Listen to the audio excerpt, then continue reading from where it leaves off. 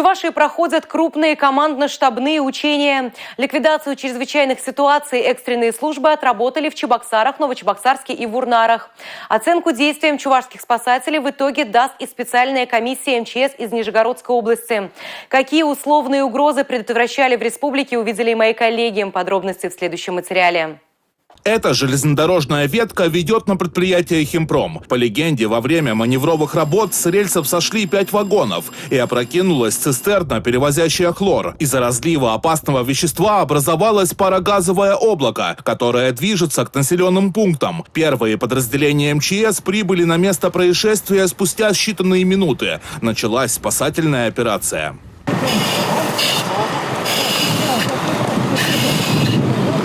Если бы это ЧП было неусловным, то вокруг опрокинутой цистерны пришлось бы выставлять километровые кордоны и прерывать движение поездов. На учениях операторы телеканалов в гуще событий. Со стороны может показаться, что под Новочебоксарском развернулись съемки блокбастера. Впрочем, для спасателей это настоящий экзамен. Задача — ликвидировать последствия разлива хлора и эвакуировать пострадавших.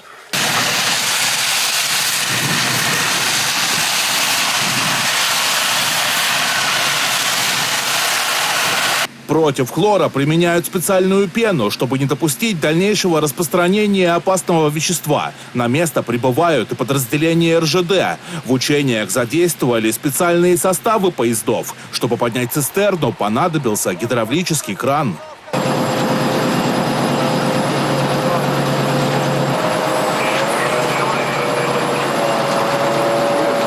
Экстренные службы республики отрабатывали и другие задачи. Водные штабы — ликвидировать последствия взрыва бытового газа в жилом доме, потушить пожар в театре юного зрителя, предотвратить дальнейшее заражение африканской чумой свиней. Руководитель Главного управления МЧС по Нижегородской области говорит, что одна из задач — оценить координацию действий при угрозе чрезвычайных ситуаций. Мы вырабатываем то решение, которое позволит нам всем, независимо от тех, кто приехал посмотреть, и тех, кто сегодня организовывал и проводит это учение, найти, наверное, правильное решение. То, которое позволит субъекту в этом плане завтра, не дай бог это произойдет, быть готовым для ликвидации чрезвычайной ситуации. Сегодняшнее прохождение комплекса неблагоприятных явлений, которые реально проходят, вот это уже не учение, это реальная возможность все вопросы отработать на практике совместно, в тесной связке правительства, органов местного управления, в том числе населения. Комиссия проверит и готовность объектов гражданской обороны. По итогам трехдневных командно-штабных учений сделают выводы, как экстренные службы реагируют на возникающие угрозы. Дмитрий Ковалев и Игорь Зверев. Национальное телевидение Чувашии.